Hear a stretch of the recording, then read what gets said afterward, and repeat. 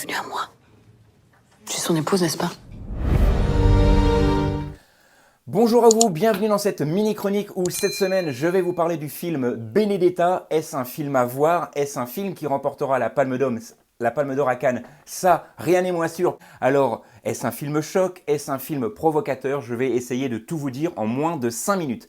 Alors, Benedetta est un film réalisé par Paul Verhoeven sur un scénario donc de Paul Verhoeven et David Brike. Paul Verhoeven, c'est bien sûr Robocop, Basic Instinct, Elle, Starship Trooper, Showgirl, bref, énormément de films, une très très grande filmographie où le sujet principal est en général la femme.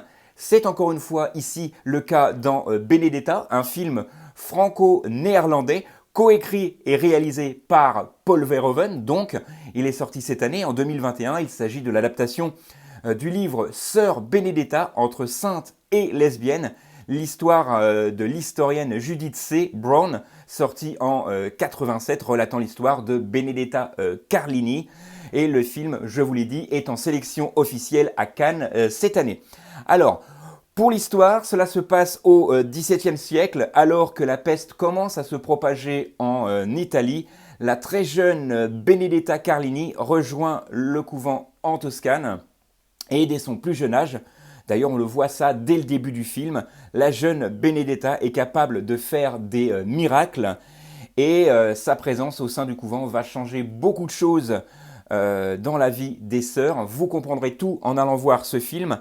Alors, on est loin quand même d'Au nom de la rose de Jean-Jacques Hano, mais on est sur un film quand même sur le christianisme. Alors, amis entre guillemets puritains, hein, si je peux dire ça comme ça, et également pour les personnes qui n'ont pas forcément envie de s'en prendre plein la tête et envie que l'on critique la religion, n'allez pas voir ce film car vous allez être complètement déstabilisé, car le clergé en prend vraiment plein la tête avec des personnages tantôt arrogants, menteurs, ambitieux et forcément on va aussi parler de la marchandisation de la femme et de son amonstralisation. Pourquoi?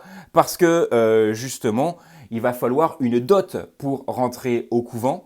Et il y a bien sûr cette fameuse histoire d'amour entre sœur Benedetta, incarnée, je vous l'ai dit, par Virginie Efira, et Bartolomea, incarnée ici par Daphné Patakita, qui est vraiment extraordinaire également dans ce film. Deux rôles vraiment taillés sur mesure pour ces actrices-là, avec effectivement une palme particulière à Virginie Efira, qui, elle, ici, porte le film sur son dos car elle a vraiment un rôle très très important puisqu'elle incarne le rôle principal dans ce film.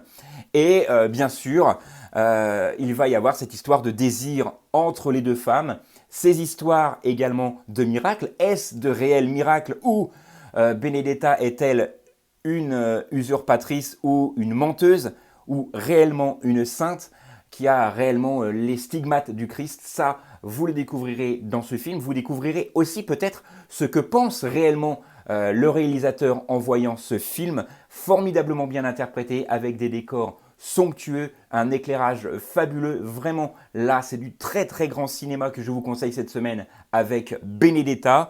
Et bien sûr, comme je vous l'ai dit, hein, si vous n'êtes pas à l'aise avec la religion, avec la critique, n'allez pas voir ce film, restez chez vous car très sincèrement, vous allez être complètement dérouté. Voilà, c'est vraiment ce que j'avais envie de vous dire sur ce film extraordinaire qu'est la nouvelle réalisation de Paul Verhoeven cette semaine avec Benedetta, qui fait déjà parler de lui en bien ou en mal, mais le principal c'est qu'on en parle. Et encore une fois, pour vous faire votre propre avis, allez voir ce film. Attention, le film fait près de 1h20. Alors, n'ayez pas peur, ça passe vraiment très très bien. Moi, j'ai vraiment pas vu le temps passer car le film est vraiment très très intéressant, croyez-moi. Et je vous en rappelle une dernière fois le titre, Benedetta. Et évidemment, vous l'aurez compris, il est déjà sur vos écrans cette semaine. Allez, nous on se retrouve très bientôt pour une autre vidéo, ici même dans ce studio, pour la prochaine sortie.